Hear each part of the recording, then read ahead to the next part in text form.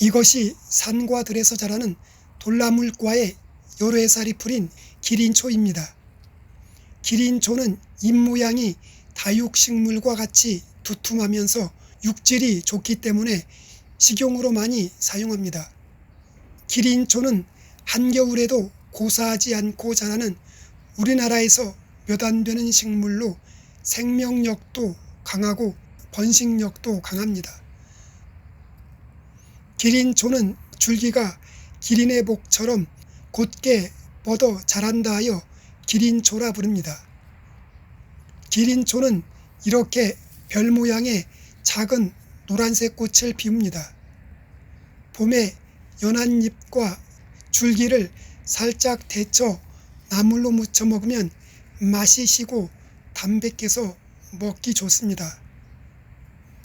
기린초의 생학명은 비채, 양심초, 백삼칠이라 하며 가슴이 두근거리거나 울렁거리는 증상과 토열, 고피 등 피가 날 때 처방하는 약재입니다. 기린초 생것을 지져서 타박상과 종기 등에 붙이면 효과가 좋습니다.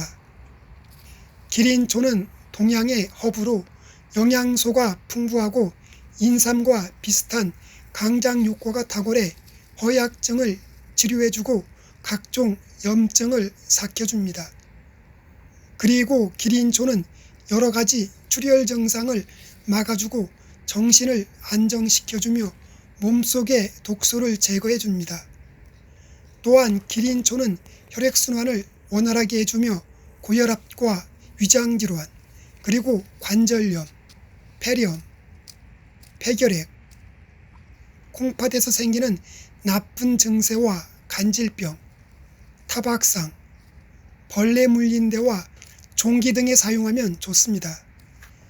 기린초는 지혈작용이 탁월해 피나는 상처와 피가 섞인 가래, 각혈, 혈변, 토열 등에 사용하면 피를 멈추게 해줍니다. 기린초는 생명을 위협할 수 있는 무서운 질환인 코골이와 수면 무호흡증 치료에 탁월한 약재입니다. 코골이는 코골이를 하는 사람뿐 아니라 그 주변의 사람들에게까지도 수면 박탈을 일으킵니다.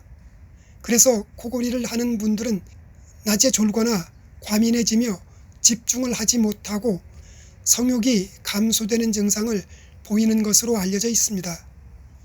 또한 코골이와 수면 무호흡증 증상은 돌연사의 주범인 부정맥과 뇌졸중을 일으키기 때문에 방치하면 생명을 위협합니다.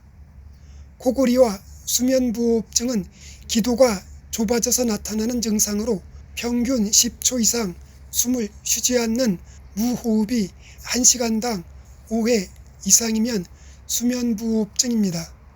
기린초는 좁아진 기도를 확장시켜 주어 코골이와 수면 무호흡증 치료에 도움을 줍니다. 기린초는 성질은 평하고 독성이 없어 누구나 부담 없이 먹을 수 있는 약초입니다. 기린초는 아직까지 특별한 부작용은 보고되지 않았습니다. 기린초는 개화기인 6월부터 가을까지 뿌리를 포함한 전초를 채취해 그늘에 말려 약재로 사용합니다.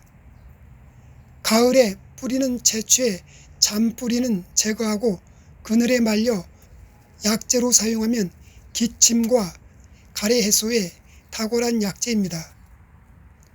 말린 기린초 4에서 7g을 물 1리터에 넣고 달여 하루 3번, 식후에 종이컵 1컵씩 마시면 각종 증상을 치유하는 데 도움이 됩니다.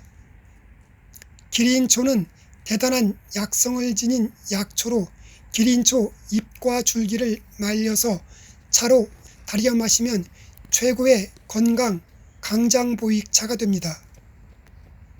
기린초는 약성이 강해서 해롭지는 않으나 치유되는 대로 섭취를 중단하는 것이 좋습니다. 오늘은 인삼에 버금가는 강장 효과가 탁월한 기린초에 대해 알아보았습니다.